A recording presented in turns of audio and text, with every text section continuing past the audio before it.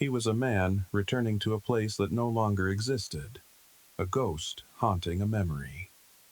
He drove a beat-up sedan down a road that was more suggestion than pavement, two tire tracks swallowed by weeds and wildflowers. And at the end of it, he found a farmhouse and 200 acres of land that had been waiting for him for 25 years. What he discovered there, buried under a quarter-century of dust and silence, would leave him speechless and change not only his future, but the very meaning of his past. If you've ever felt like a stranger in your own life, or wondered if there was more to your story than you've been told, then because this isn't just about a farm. It's about what we inherit, what we fight for, and how we find our way back home. The gravel crunched under my tires, a sound that felt both alien and deeply familiar, like a half-remembered lullaby. For 25 years, this place had been a faded photograph in my mind, a collection of sensory fragments, the smell of hay and rain, the rough texture of my grandfather's calloused hand, the taste of my grandmother's blackberry pie. I was 5 years old when I left. I didn't leave by choice. One day they were there, my entire world contained within the sturdy walls of that farmhouse and the endless green of the fields, and the next they were gone. A car accident on a slippery road, the official report said. A tragedy. I became a ward of the state, a file in a cabinet, passed through a series of houses that were never homes. Now, at 30, I was back. Not for a reunion, but for a funeral of sorts. The farm, the last piece of my history, was dying too. An inheritance, the lawyer had called it. It felt more like a burden. A thick manila envelope sat on the passenger seat beside me, filled with legal documents I barely understood. Delinquent taxes, foreclosure notices, a final offer from a development company. It was a ticking clock. I killed the engine and the silence that rushed in was absolute. It wasn't an empty silence. It was heavy, layered with the hum of insects, the rustle of leaves in the oak trees that lined the drive, the distant caw of a crow. The air smelled of damp earth and wild mint. I stepped out of the car and my boots sank slightly into the soft ground. The house stood before me, paint peeling from its clapboard siding like sunburnt skin. The porch sagged on one side, a weary sigh frozen in wood. The windows were dark, vacant eyes staring out at a world that had moved on without them. It looked smaller than I remembered, but everything from childhood does. I felt a knot tighten in my chest, a strange mix of grief and terror, and a longing so sharp it was a physical ache. This was the place where my life began, and the place where it had, in a way, ended. I walked up the 3 creaking steps to the porch, my hand hesitating over the tarnished brass doorknob. The key the lawyer had sent me felt cold and heavy in my palm. It was the key to a tomb. I had 2 weeks to sign the papers, to sell this land to Horizon Corp., the developers who had been sending letters for years. They offered to pay off all the back taxes and debts and leave me with a small but significant sum of money. Enough to start over, for real this time. A clean break. It was the sensible thing to do, the only thing to do. So why did it feel like a betrayal? I slid the key into the lock. It resisted, stiff from disuse. With a final, grim turn, the lock gave way with a loud, echoing clunk. The sound seemed to travel through the entire house, waking ghosts. I pushed the door open, and the smell of my past rushed out to greet me. Dust, dried lavender, old paper, and something else. Something faint and warm and achingly familiar. Home.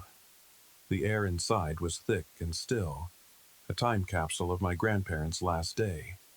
A fine layer of gray dust coated every surface, a soft shroud over a life interrupted.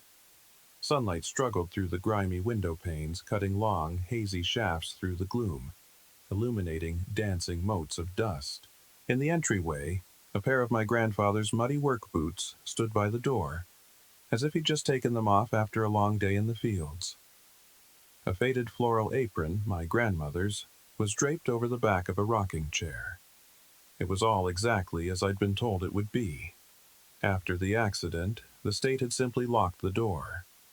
Everything was preserved, a perfect, heartbreaking diorama of a life I barely remembered. I walked through the downstairs rooms like a trespasser. The living room, with its stone fireplace and sagging floral sofa.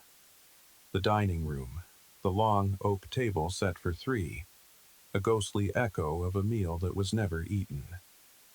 In the kitchen, a calendar on the wall was still turned to October 1998. A circle was drawn around the 27th, my 6th birthday.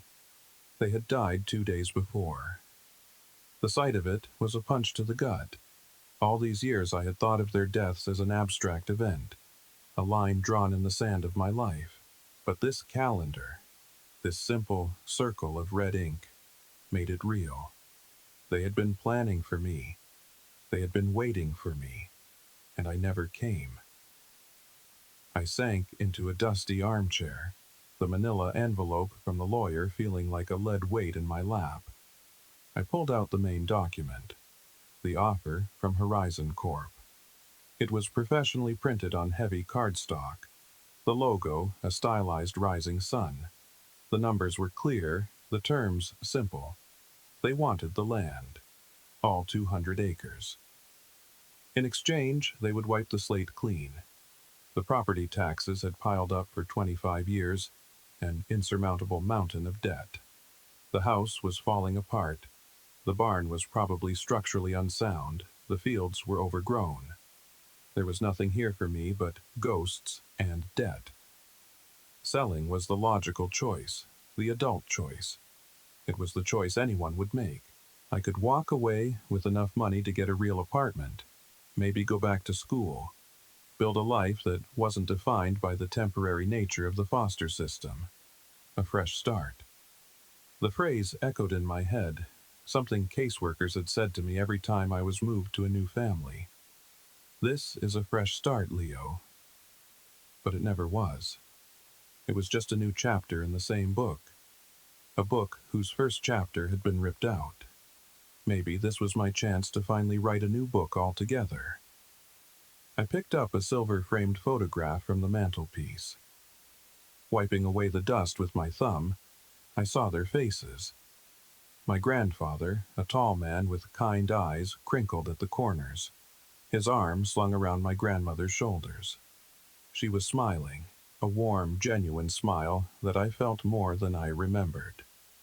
And standing between them was a little boy with a gap-toothed grin and a mop of unruly blonde hair. Me. We looked happy. We looked like a family, a real family. A wave of anger, hot and unexpected, washed over me. Anger at them for leaving. Anger at the slick road, the bad luck, the universe. Anger at myself for not being able to remember more, for letting the memories fade into indistinct blurs. I put the photo back down, my hand shaking slightly. I had to stop this. This was just a building. The land was just dirt. The memories were just ghosts. They couldn't help me pay my rent or build a future. The money from Horizon Corp could. I stood up, resolved. I would spend one night here for old time's sake. I would sleep in my old room, say a proper goodbye to the ghosts. And in the morning, I would call the lawyer and tell him to accept the offer. It was time to let go. It was time for a fresh start. For real, this time. But as I stood there in the fading light of the afternoon, a floorboard upstairs creaked. It was probably just the old house settling, but in the heavy silence it sounded like a footstep. It sounded like the house wasn't ready to be let go of just yet. I spent the rest of the afternoon wandering the house, my decision to sell warring with a rising tide of curiosity. Every object seemed to whisper a story I couldn't quite hear. I ran my fingers over the worn spines of the books in my grandfather's study. Histories, farming almanacs, poetry. On his desk, a heavy, old-fashioned fountain pen lay next to a stack of blank paper, as if he'd been interrupted mid-thought. It was in that study, a room that smelled of old leather and pipe tobacco, that I found the first breadcrumb. Tucked away on the bottom shelf of a bookcase, behind a row of National Geographics, was a small dark wooden box with a simple brass latch. It wasn't locked. My heart beat a little faster as I lifted it out and placed it on the dusty desk. What could be inside? Old coins? Forgotten trinkets? I lifted the lid. Inside, nestled on a bed of faded red velvet, was a single, thick envelope. My name was written on the front in my grandmother's elegant, looping cursive. Leo. Just my name. No date, no other words. My breath caught in my throat. It was a letter from the dead. My hands trembled as I picked it up. The paper was thick, creamy, and felt impossibly ancient. The envelope wasn't sealed. I slid my finger under the flap and pulled out 2 folded pages. The ink was a faded blue, the handwriting a testament to a time when people took care with their words. I unfolded the pages and began to read. "My dearest Leo," it began. "If you are reading this, then the worst has happened. Your grandfather and I are gone, and you have come back to this house a man. I can only imagine the person you've become. I hope you are strong. I hope you are kind. I hope, against all odds, that you have been happy." The words blurred as tears welled in my eyes. I wiped them away impatiently, forcing myself to continue. "There is so much I want to tell you. So much I wish we'd had the time to say. But time is a luxury we weren't afforded. So I must be direct. Leo, our death was not an accident." I read the line again, and then a third time. The air in the room grew cold, the silence more profound. A chill that had nothing to do with the drafty old house crept down my spine. Not an accident. The words hung in the air, rewriting 25 years of my history in a single, brutal stroke. "We were not careless, my love," the letter continued. "Your grandfather was the best driver I ever knew. But there are people who wanted this land, people who saw it not as a home, but as a resource to be exploited. They tried to pressure us, to intimidate us, to buy us out. Your grandfather was a stubborn man. He was born on this land, and he intended to die on this land. He just never imagined it would be so soon." My mind was reeling.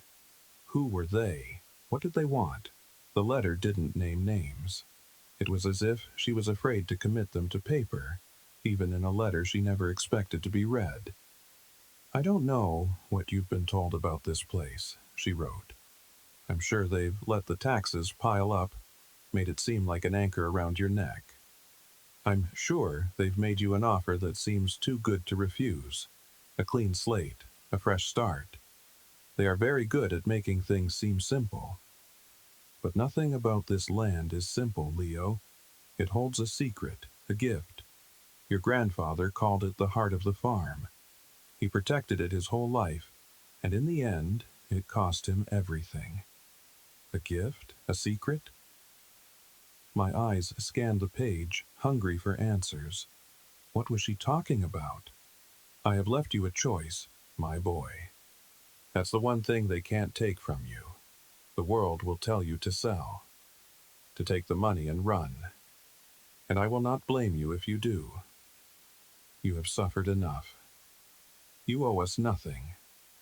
But if there is a part of you that feels the pull of this place, if the fight of your grandfather still runs in your veins, then you must look for what he left behind. He knew they might come for us. He prepared. He left you the tools you would need. Go to the barn. In the old milking parlor, the third stall from the door. Look beneath the floor. What you find there will explain everything. Whatever you choose, Leo, know this. We loved you more than words can say. You were our sunrise and our sunset. Be brave, be good, and live. Your loving grandmother, Eleanor." I folded the letter, my hands numb. The room felt like it was tilting on its axis. The story of my life, the simple, tragic story of an orphan, had just been ripped apart. It wasn't a story of bad luck, it was a story of a fight, a murder. My grandparents hadn't abandoned me. They had been taken from me. The offer from Horizon Corp, sitting on the dining room table, suddenly seemed sinister. Were they the ones? The people who wanted the land? The timing was too perfect. I stood up, the letter clutched in my hand. My earlier resolution to sell had evaporated, replaced by a burning, furious need for the truth. One night. I had planned to spend one night here to say goodbye. But now, goodbye was the furthest thing from my mind. I had to go to the barn. I had to find what my grandfather had left for me. My grandmother's words echoed in my head. Be brave. For the first time in my life, I felt like I knew what that meant. It wasn't about enduring the next foster home or surviving another lonely night. It was about facing the truth, no matter how terrifying. I walked out of the study and through the silent house. The ghosts were no longer just memories. They were allies, pointing the way. I grabbed an old flashlight from a hook in the kitchen, its beam weak but steady, and stepped out into the twilight. The barn loomed in the distance, a dark silhouette against the bruised purple sky. It held the answers, and I was going to find them. The path to the barn was overgrown, the grass tall and wet with evening dew. My jeans were soaked in minutes, but I barely noticed. My entire being was focused on that dark, hulking structure ahead. The air was cool, carrying the scent of approaching rain and the loamy smell of the earth. The barn was even more dilapidated than the house. Several planks were missing from its sides, creating dark, gaping wounds. The huge sliding door was off its runners, leaning precariously inward. It took all my strength to shove it open, just enough to slip through the gap. Inside, the air was thick with the ghosts of 100 harvests.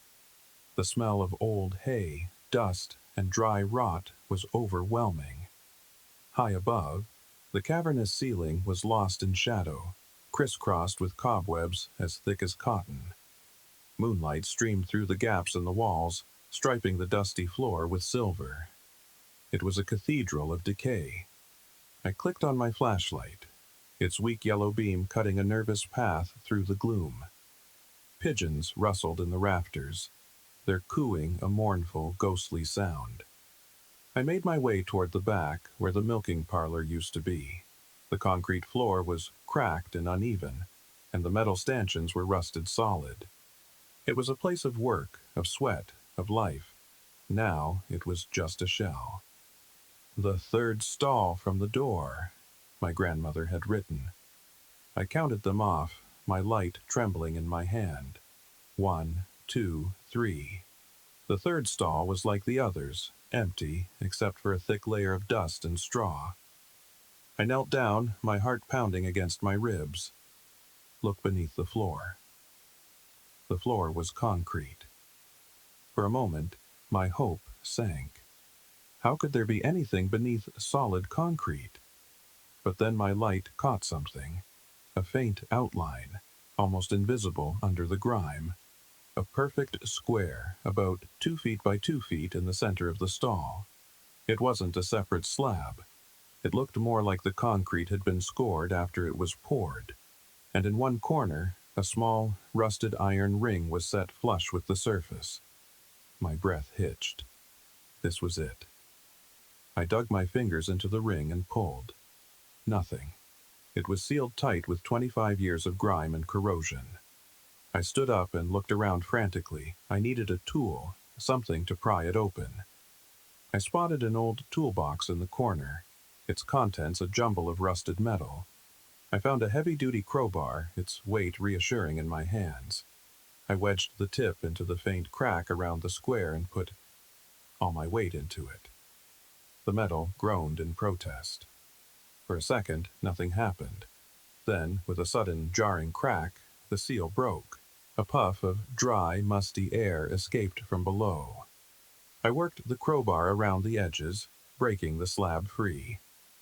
Finally, I was able to lift it. It was immensely heavy, but adrenaline gave me strength. I heaved it aside, where it landed with a loud thud that echoed through the entire barn. I shone my light into the hole. It was a small, brick-lined cavity, about 3 feet deep, and at the bottom sat another box. This one was different from the first. It was a military-style ammunition can, made of heavy-gauge steel, painted olive drab. It looked solid, airtight, and meant to withstand anything. My grandfather had planned well. I reached down and lifted it out. It was heavy, far heavier than a box of letters should be. I carried it out of the stall and set it down in a clear patch of floor. The latches were stiff but opened with a satisfying metallic snap. I took a deep breath, feeling like I was about to open Pandora's box, and lifted the lid. The contents were packed tightly. On top was another stack of envelopes, tied together with twine. But these were written in a different hand, my grandfather's. It was a strong, no-nonsense script, the letters sharp and angular. Beneath the letters, wrapped in oilcloth, were stacks of documents. Property deeds going back 100 years, geological survey maps covered in notations, and copies of legal correspondence between my grandfather and a company called Stone Creek Development, a name I didn't recognize. And at the very bottom, I found the source of the weight: 2 small, heavy canvas pouches. I untied one and poured the contents into my palm. My eyes widened. Gold coins. Dozens of them, gleaming dully in the flashlight beam. They were old, bearing dates from the early 20th century. It wasn't a king's ransom, but it was far from nothing. It was a war chest. My grandfather hadn't just left me a story. He'd left me ammunition. I sat there on the cold concrete floor of the barn.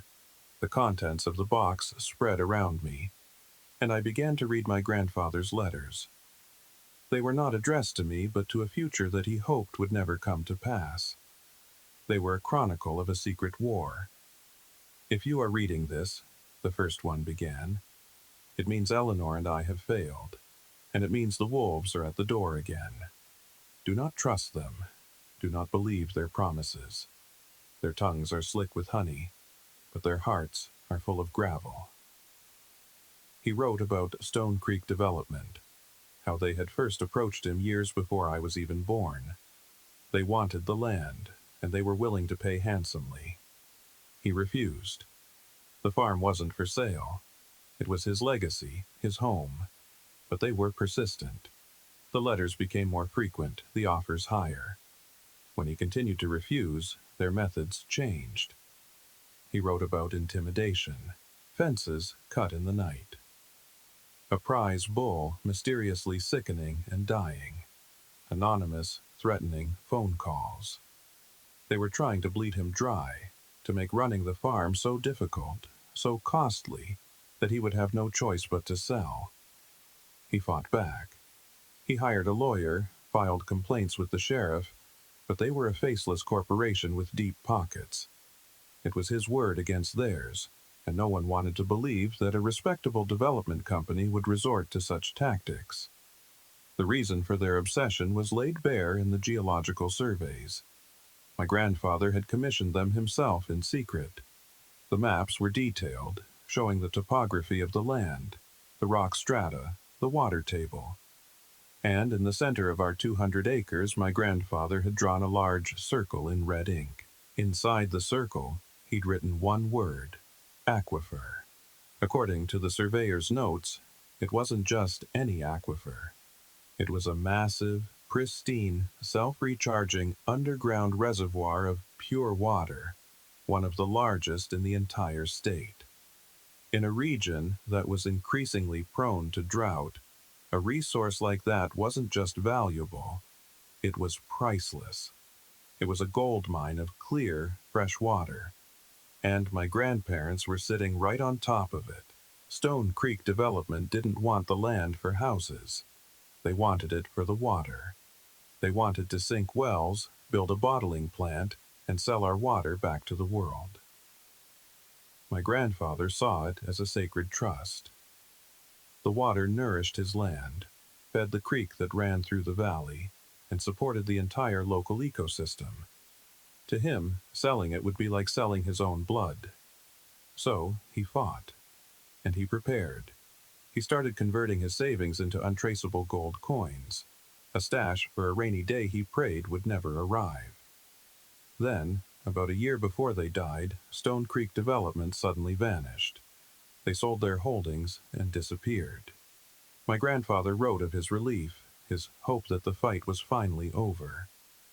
But then, a few months later, a new company emerged, Horizon Corp. They bought up all of Stone Creek's old assets. They were bigger, slicker, with a friendly corporate image and a name that spoke of bright futures. And they started sending letters again. The final letter in the stack was dated October 24th, 1998, the day before the accident. His handwriting was rushed, almost frantic. "They're getting desperate," he wrote. "A man came to the farm today. Not a lawyer, not a salesman. He was different. He didn't make an offer. He made a threat. He said we were standing in the way of progress. He said accidents happen. Eleanor's scared. For the first time, I'm scared too. Not for me, but for her, and for little Leo. I'm putting this box away tonight. If anything happens to us, the truth is here. The fight is here. Leo, if this is in your hands, the choice is yours. The gold is enough to pay the back taxes and hire a good lawyer, but it will be a long, hard road. Or you can take their money. Live your life free from this burden. No one would ever blame you. This is my fight, not yours. But this land, this water, it's a part of you too. Whatever you do, son, do it with a full heart." I sat there in the darkness, the flashlight beam dying, the weight of his words pressing down on me. My whole body was shaking, a storm of grief and rage, and a terrifying, clarifying purpose. The clean slate Horizon Corp was offering me wasn't a fresh start. It was blood money. They had harassed my grandparents. They had threatened them. They had killed them. And for 25 years, they had gotten away with it. They had played the long game, waiting for the debt to grow, waiting for the sole heir to appear, a lost and lonely kid who wouldn't know any better, who would be so grateful for a lifeline that he wouldn't think to ask where the money was coming from. They had underestimated him. They had underestimated me. The knot in my chest, the one that had been there for as long as I could remember, the knot of the abandoned child, finally loosened. I wasn't abandoned. I was the last soldier in a war I never knew was being fought. My inheritance wasn't 200 acres of dying farmland. It was this box. It was this story. It was this choice. And in the cold, silent darkness of that barn, surrounded by the ghosts of my family, the choice was not hard at all. It was the only choice there was. Now, I want to pause the story for a moment and just talk to you, directly. If you've made it this far, thank you. This part of the story, sitting on that cold floor with the truth in my hands, was a turning point. And maybe you've had a moment like that in your own life. A moment where the story you were told about your past, about your family, or about yourself was suddenly turned on its head.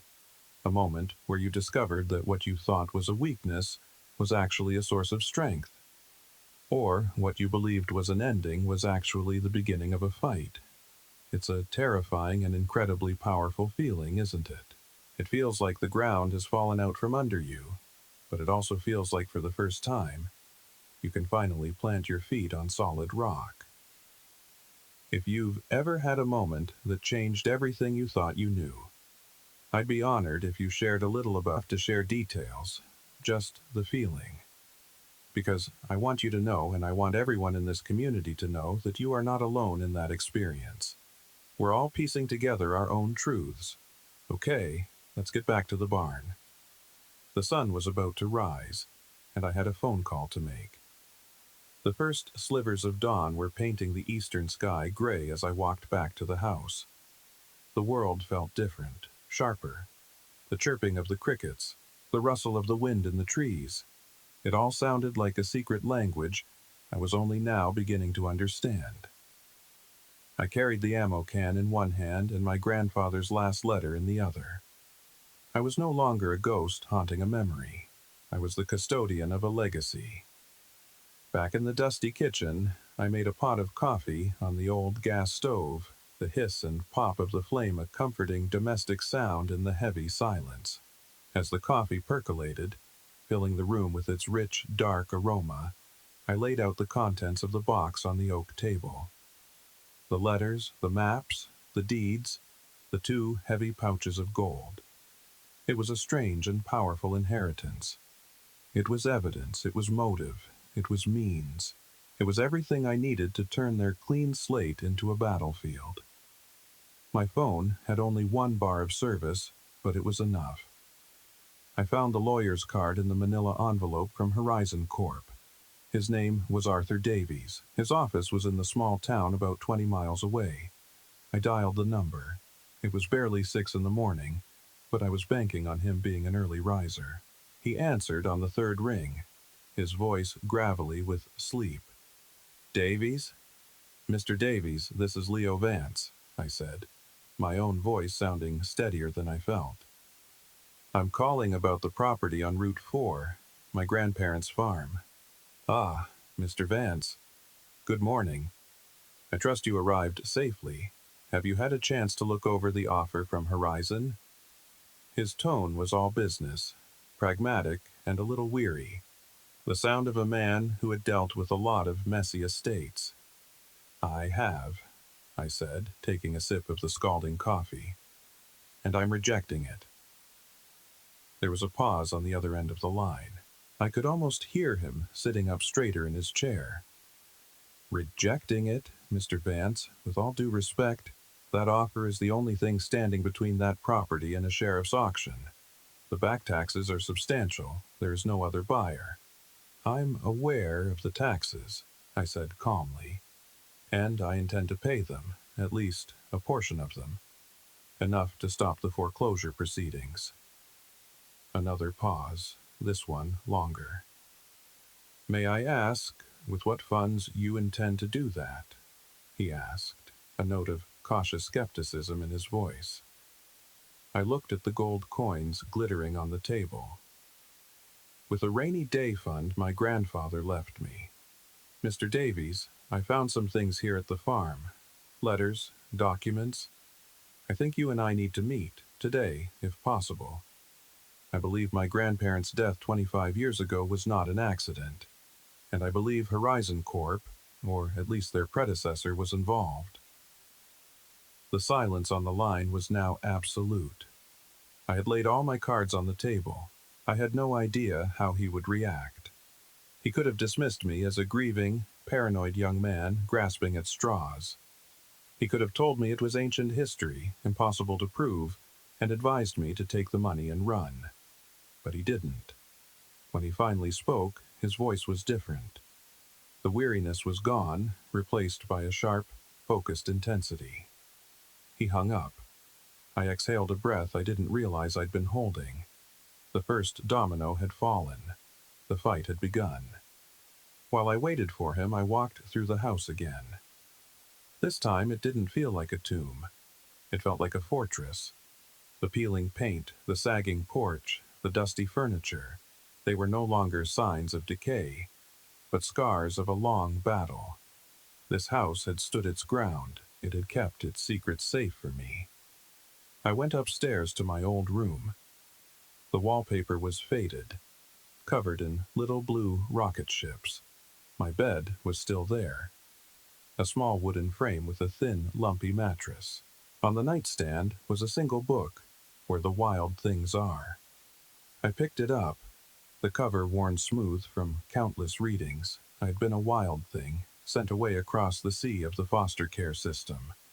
But now, I was back, and I was king of this place. A car door, slamming outside, broke my reverie. I looked out the window and saw a modest sedan parked behind my own. A man in a slightly rumpled suit, probably in his late 50s, was walking toward the house. Arthur Davies. I went downstairs and met him at the door. He was shorter than he sounded on the phone, with thinning gray hair and intelligent, weary eyes behind wire-rimmed glasses. He looked me up and down, taking in my dusty clothes and the determined set of my jaw. "Mr. Vance," he said, extending a hand. His grip was firm. "You've had quite a night." "You have no idea," I replied, leading him into the kitchen. I gestured to the table, to the evidence laid out like a general's battle map. "This is what I found." He stood over the table for a long time, silent. He picked up my grandfather's letters, reading them one by one. He examined the geological surveys, his eyebrows rising higher and higher. He hefted one of the pouches of gold, a low whistle escaping his lips. He was no longer just a small-town lawyer dealing with a simple probate case. He was looking at the anatomy of a corporate crime, a 25-year-long conspiracy. "Stone Creek Development," he murmured, tapping a finger on one of the old legal letters. "I remember them. They were aggressive, caused a lot of trouble for a few local families trying to buy up land on the cheap. Then they just vanished, sold out to the new guys." "Horizon Corp," I said. "It's the same people, isn't it?" "Different name, same beast," he confirmed, his eyes dark. "They learned to be smarter, to present a friendlier face, but the hunger is the same." He finally looked up at me, his gaze piercing. "You understand what you're doing, son. You're not just rejecting an offer, you're picking a fight with a giant. They have teams of lawyers, endless resources. They will try to crush you." "They crushed my family," I said, my voice low and steady. "They took my entire life from me. What else do I have to lose?" He nodded slowly, a flicker of something, respect, maybe even admiration, in his eyes. "Okay," he said, rolling up his sleeves. "Okay, then let's get to work. First things first. We need to get these coins appraised and deposited. We'll use them to pay the most immediate tax liens and put the rest on retainer for my firm. That will stop the auction and show the county we're serious. Second, I'm going to file an injunction against Horizon Corp., a temporary restraining order to prevent any contact or further offers, citing harassment based on this historical evidence." He gestured to the letters. "It might not stick, but it will throw a wrench in their gears. It will let them know that the game has changed. Third, and this is the most important part, you and I are going to go through every single piece of paper your grandfather left. Every receipt, every note, every calendar. We're looking for a name. The man who came to the farm. The one who threatened them. Your grandfather didn't name him in the letter, but he might have written it down somewhere else. A name would give us a thread to pull." He looked around the dusty kitchen, then back at me. A small, grim smile touched his lips. "It's a long shot, Mr. Vance. A very long shot. But I haven't had a fight this good in years." For the first time since I'd arrived, I smiled back. "Call me Leo," I said. "And I think my grandfather would have liked you." The days that followed were a blur of dust and discovery. Arthur, he insisted I call him Arthur, was a man possessed. He set up a makeshift office on the great oak dining table, and together we began the painstaking process of archaeological forensics. We went through every drawer, every closet, every box in the house. We were no longer just looking for clues. We were resurrecting a life. We found my grandmother's journals, filled not with secrets, but with recipes, gardening notes, and tender observations about a little boy who loved to chase butterflies. We found my grandfather's farm ledgers, meticulous records of profits and losses, of good years and bad. And in the margins we found his life, scrawled notes about the weather, the birth of a calf, a reminder to fix the fence by the creek, and occasionally something darker. A single entry from 1997 read, "Tires slashed on the truck again. No proof, just them."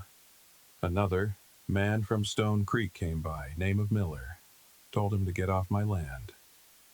Miller. The name hit us like a bolt of lightning. It wasn't the man from the final threat, but it was a start. It was a thread.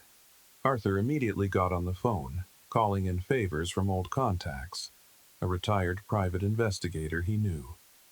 The hunt for Miller began. While Arthur handled the legal side of things, I focused on the farm itself. The gold coins, once appraised, were more than enough to halt the foreclosure.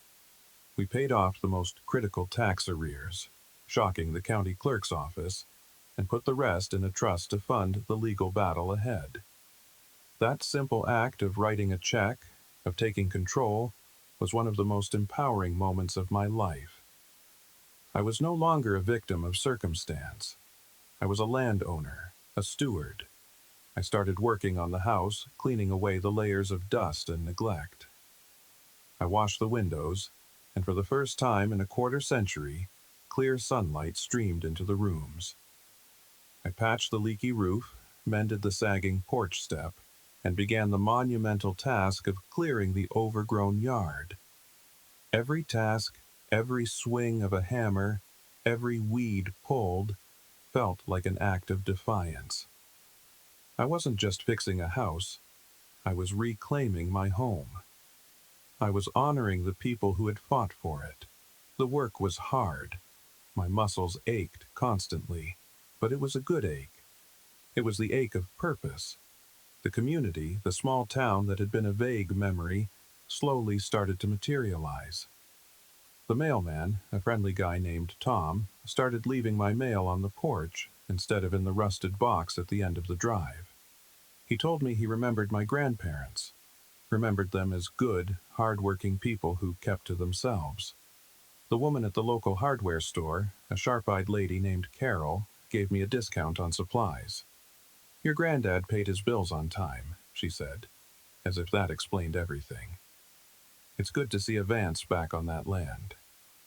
These were small gestures, but they meant the world. They were threads connecting me to this place, weaving me into its fabric. I wasn't just some outsider who had inherited a piece of dirt. I was a part of its history. One afternoon, an old pickup truck rumbled up the driveway. An elderly man with a weathered face and kind eyes got out. He introduced himself as George, my closest neighbor. Quote, 35, he said, his voice a slow country drawl. Quote, 36. We talked for over an hour, leaning against his truck.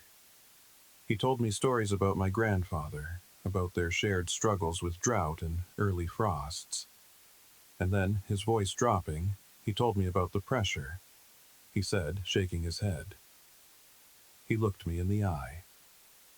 Quote, 39. The call from Arthur came 2 weeks after he'd started the search. I was up on a ladder, scraping old paint from a window frame, when my phone rang. "Leo," he said, his voice tight with excitement. "We found him, Miller. He's a real estate consultant in the city now. My PI friend paid him a visit, pretended he was looking to acquire some rural land quietly. He got him talking. Miller bragged about his time at Stone Creek, called it the Wild West days. And he mentioned his old boss, the guy who ran the acquisition team, the guy who gave the orders." My heart hammered in my chest. I held my breath. "What's his name, Arthur?" "His name is Robert Carlyle," Arthur said. "And you're not going to believe where he works now. He's the vice president of land acquisition for Horizon Corp." The world went silent. The final piece of the puzzle clicked into place. Stone Creek hadn't vanished. It had just changed its shirt. Carlyle was the link. He was the man who had been running the intimidation campaign all those years ago. He was the man who had sent someone to deliver the final threat. We still didn't have direct proof that he ordered the accident, but we had a direct line from the harassment to the executive offices of the company that was trying to buy my land today. We had motive, we had a pattern of behavior, and we had a name. The giant had a face, and we were about to punch it. The next steps happened fast. Armed with Carlyle's name and his documented history with Stone Creek, Arthur filed a new, much more serious lawsuit. We weren't just rejecting an offer anymore. We were suing Horizon Corp for a history of corporate harassment, intimidation, and wrongful death in connection with the acquisition of our land. It was an audacious move, a David and Goliath story played out in legal filings. The lawsuit was a declaration of war. Horizon's response was swift and predictable. Their high-priced city lawyers sent back a blistering dismissal, calling our claims, quote, 45, quote, "They painted me as a disgruntled heir trying to cash in on a family tragedy. They denied any connection between their executive and the long-defunct Stone Creek development. They were trying to bury us in paper, to bankrupt us with legal fees before we ever saw the inside of a courtroom. But they didn't know about my grandfather's war chest, and they didn't know about Arthur Davies, who fought with the tenacity of a bulldog." "Let them posture," Arthur said, a grim fire in his eyes. "This is what they do. They try to scare you into submission. We don't scare." The legal battle was a slow, grinding war of attrition. Motions, depositions, discovery requests. It was a world I didn't understand, a language I didn't speak. But I trusted Arthur. My role was different. My job was to save the farm. I knew that the best way to honor my grandparents was not just to win in court, but to bring their home back to life. I worked from sunup to sundown. I cleared the fields of rocks and weeds. I repaired the fences George told me my grandfather had built by hand. I found an old tractor in the back of the barn, a rusting beast that hadn't been started in decades. It took me a week of tinkering, of reading old manuals and watching videos online, but one evening, with a roar of black smoke, the engine sputtered to life. The sound of it echoing across the valley was the sound of hope. It was the sound of a heart starting to beat again. I wasn't a farmer. I was a kid who grew up in city apartments and group homes. But I was learning. I was my grandfather's grandson. It was in my blood. As news of the lawsuit spread through the small town, something shifted. People who had been cautiously friendly before now became openly supportive. Old farmers would stop by, offering advice on planting, on irrigation. Carol from the hardware store started a small donation jar on her counter. Quote, 48, quote, "People would drop in a few dollars, a quiet act of solidarity." They saw my fight as their fight. I was standing up to the kind of faceless corporation that had been quietly buying up their valley for years, changing their way of life. The fight for my farm had become a fight for the soul of the community.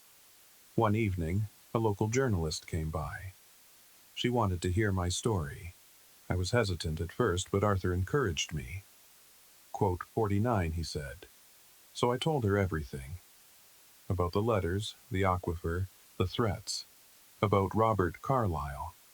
The story ran on the front page of the regional paper. It was picked up by a state-level news blog.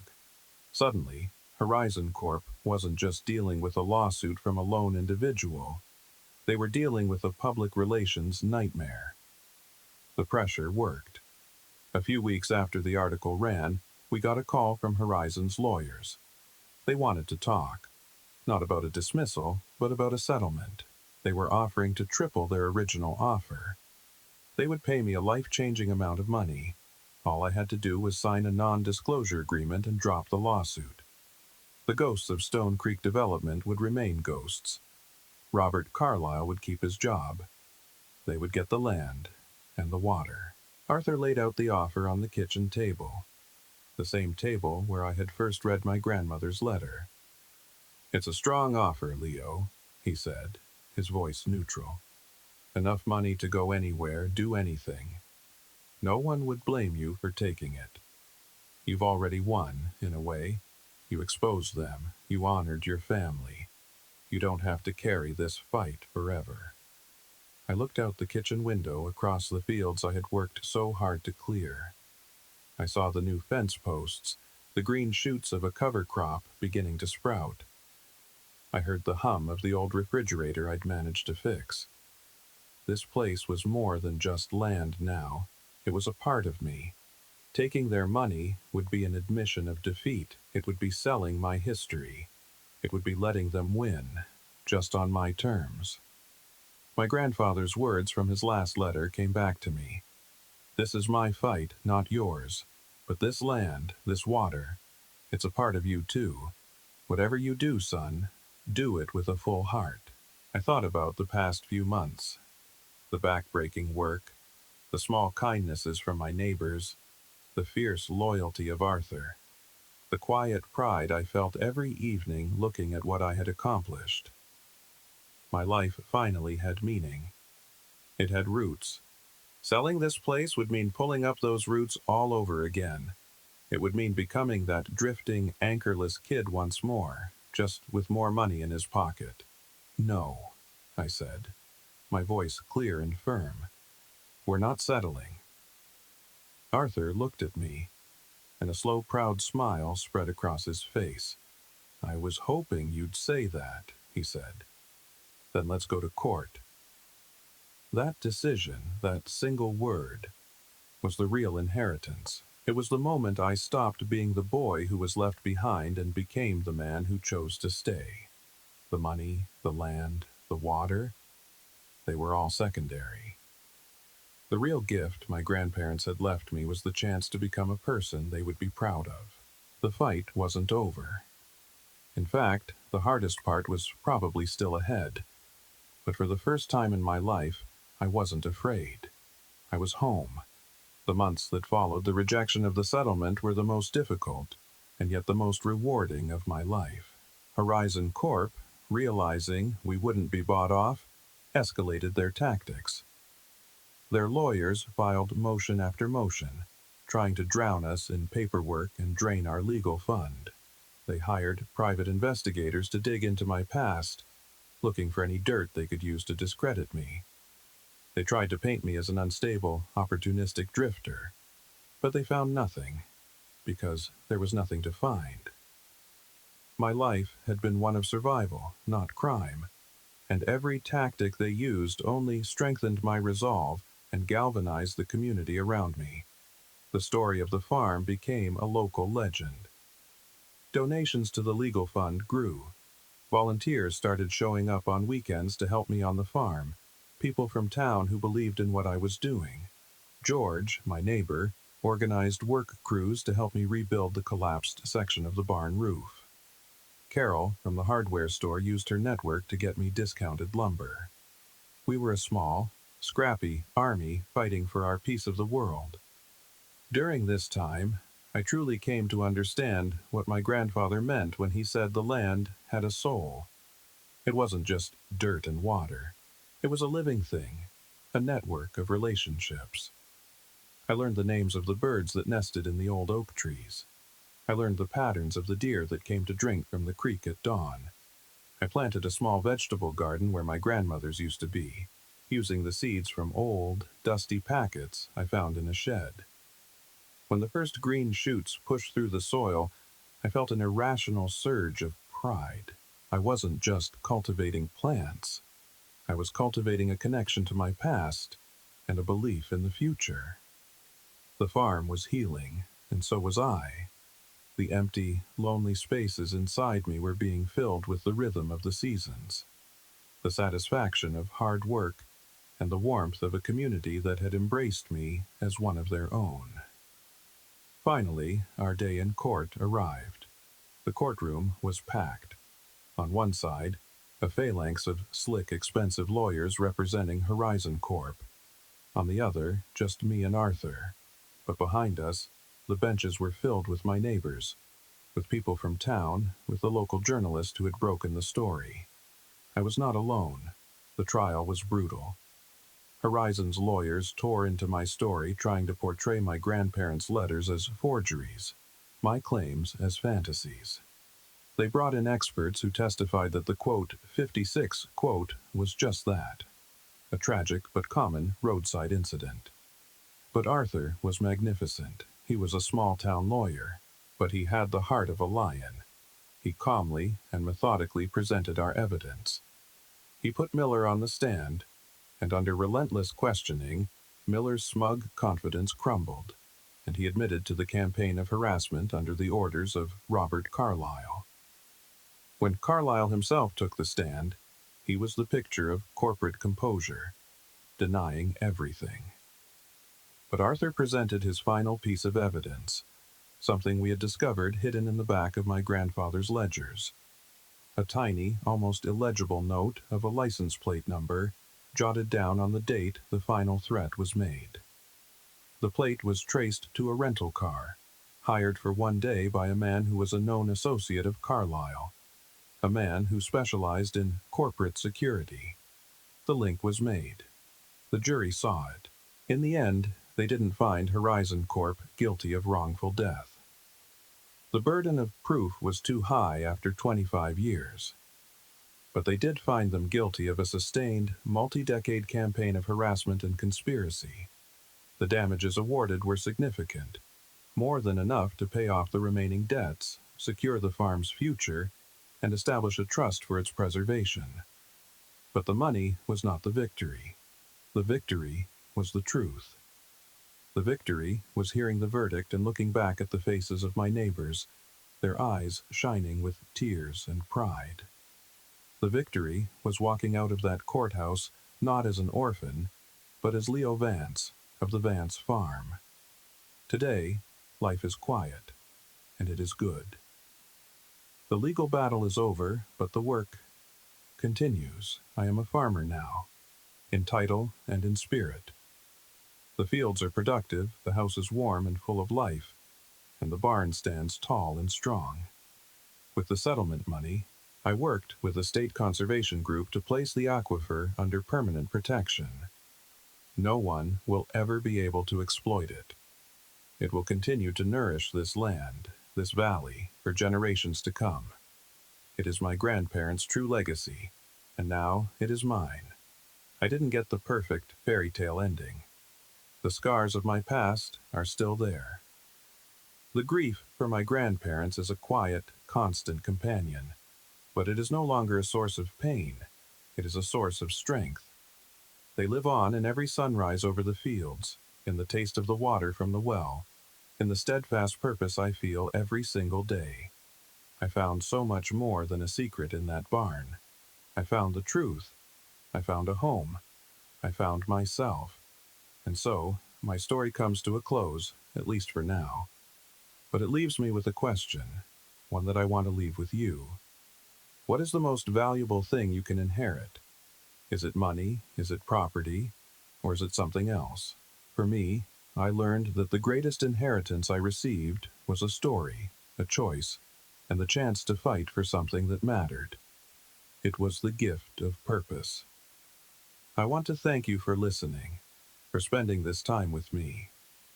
If my story resonated with you, if it touched on some part of your own journey of discovery or struggle, building a community here, a place for people who believe in second chances, in fighting the good fight, and in the power of finding out who you really are.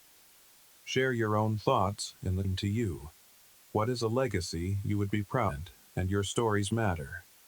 Thank you for being a part of mine. Be brave. Be good.